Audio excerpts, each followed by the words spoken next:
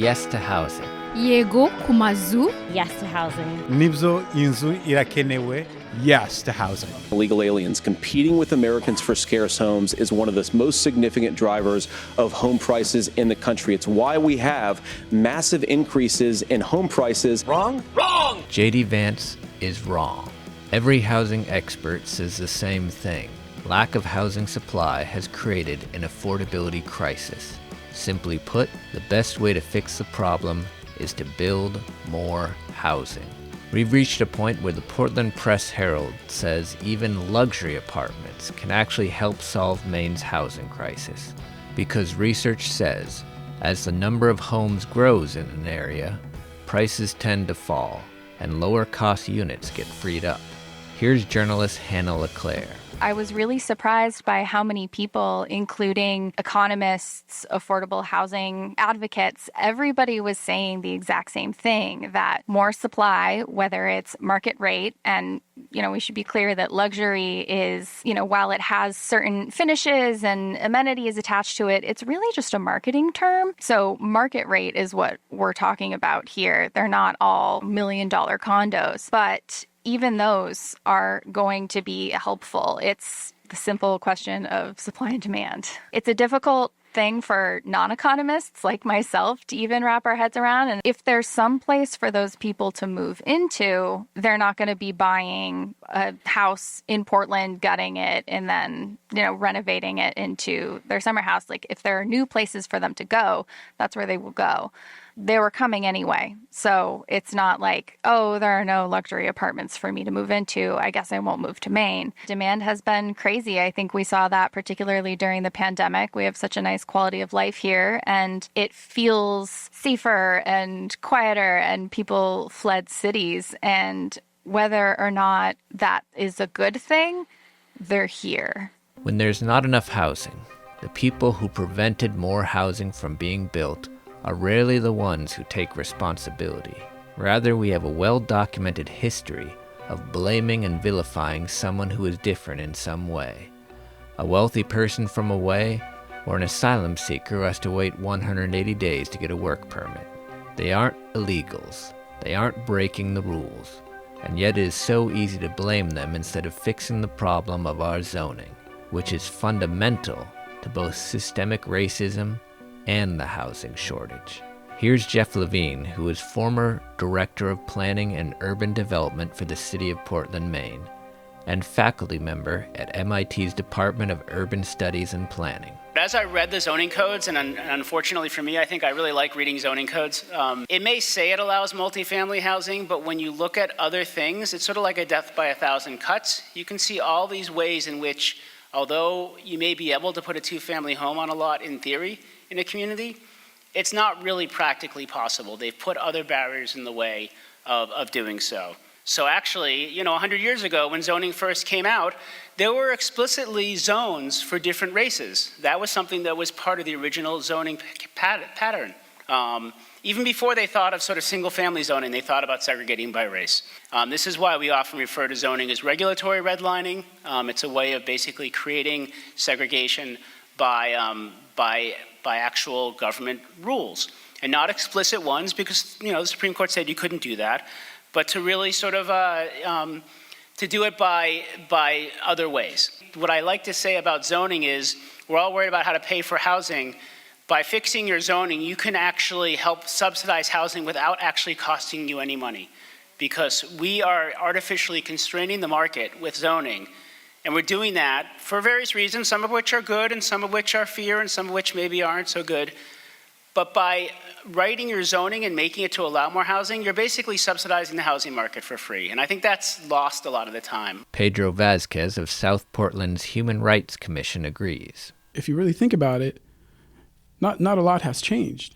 You still have neighborhoods that are of one race or another by design, of one socioeconomic level or another by design. It's no secret that there's a nationwide housing challenge. Home ownership is unattainable for many folks. Putting that aside, even the ability to have a roof over your head is becoming unattainable for many folks. And that's tied to the economic circumstances, but also, antiquated rules, antiquated modes of thinking, and frankly, antiquated systems that prevent people from being able to attain housing. So we've had the good fortune of having new neighbors from all over the world arrive here in South Portland specifically. And that has enriched my life personally in many ways.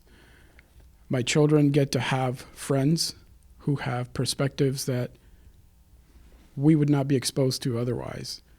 They learn about different cultures, they learned about languages, and they learn about creating friendships and maintaining those friendships outside of what South Portland has known for decades and decades. It's always been popular to kind of blame the new folks for the social ills that have existed for decades before they ever arrived. We're seeing a lot of that, particularly in social media, what I call the hate blogs. And it's troubling because it's a talking point, but on the ground, it causes real substantial harm to families and children and folks who came here from other places seeking betterment for themselves and who have endured unimaginable circumstances to get here, things that you and I would never know about, will never experience. Families were arriving on buses, and they'd been on those buses for days, and they hadn't had water, they hadn't had any food. A lot of the time there were babies, and they hadn't had access to clean diapers. And so that happened because folks who didn't want them in their cities or their towns put those folks on buses and sent them here. Let's be clear about that. That was by design. It was on purpose. When those folks got here, the good people of South Portland made a decision to help these folks. And so we began housing them in hotels. We began providing basic necessities. There were food pantries set up in hotels. It was a beautiful thing, and it was a thing where I believe we should have learned more. Let me backtrack, because we did learn that there's a better way, but we've stepped away from that. I think that happened wholesale during the pandemic. We learned that there were better ways to do things, and because of economic forces and other forces, we stepped back from those. And so causing additional harm to those folks because you want to blame for circumstances that have existed for decades before any of these folks arrived, being placed on them wholesale. And as I said, it causes trauma and harm to folks who are already facing some insurmountable challenges. We have a responsibility, a moral responsibility to counteract those narratives in a forceful way. And again, because it causes so much trauma and harm to real human beings. The talk about, well, why are we doing for new Mainers and not for veterans?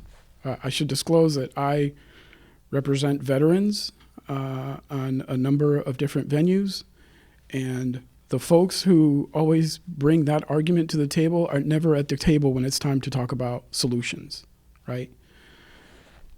Also, we are not a poor country. We have enough to go around and to take care of everybody. So is the question, should we be taking care of everybody? Of course we should. Do we have the resources to do it? Yes, we do. But it's mismanaged.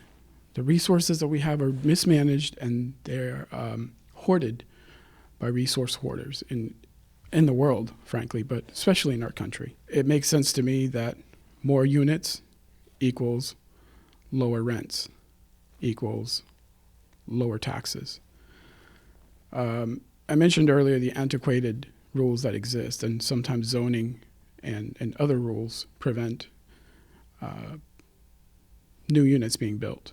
Back to Hannah LeClaire of the Portland Press-Herald. There are a couple of cities that are building at a rate higher than the national average, are also seeing their rent growth slow more than the rest of the country. So prices are still rising. They're still going to go up. But in those cities that are building more, the rents are increasing slower. Part of the problem is that building is so expensive that these projects have to be big. They want to add a lot of units to make it sort of pencil out, and that's scary.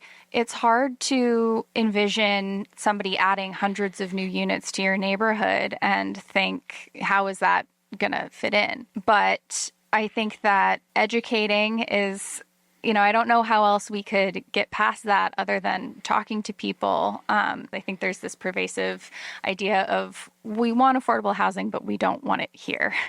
Check out our first episode where Sonia Traus and Todd Morse talked about how anyone can show up at a town meeting in favor of housing and make a difference. Hannah said that Victoria Morales of the Quality Housing Coalition was one of the people who convinced her that building more housing, even luxury housing, can help make all housing more affordable. Here's an excerpt from Victoria at a community listening session on housing I organized this spring. And we'll hear more from Victoria in upcoming episodes. I've been asked to talk about the human aspect of housing, and I thought, is there any other aspect of housing that exists, really, if we're really thinking about it? If we're going to focus on any humans at all, let's focus on our children here in South Portland and the housing insecurity that they are facing. When Thornton Commons was being proposed, and that's at the end of my road, it was a very tricky project to get funded, to get approved. And I remember there were two of us who lived on the road, me and a teacher, and we showed up to every meeting, and there were so many. And we were the only two who were there in support of this project to say, yes, while we don't want the church to go away, the church is going away, we need housing, and this is a perfect location for it. And something around, I think it was 27 or 29 children were going to be able to live in a subsidized unit that was in walking distance to the school. And it was so critical, but I can't tell you how disappointing it was to walk up to the microphone to speak, and I probably showed up to 6 or 7 different meetings, and to hear snickers in the commentary and in the section saying, she's going to talk about the children again. I kid you not, this is what was happening. And it's true, because we really have to think about stable housing for our young people. So I'm really pleased that we are moving in this direction. Thank you, Orion, for hosting today. I'm Orion Breen, and thank you to everyone who's speaking up and saying yes to housing. You can find out more about Victoria's work at qualityhousingcoalition.org. Thank you to GPCOG for access to audio of Jeff Levine and Hannah LeClaire. Thank you for listening and sharing and being a part of the Yes to Housing movement.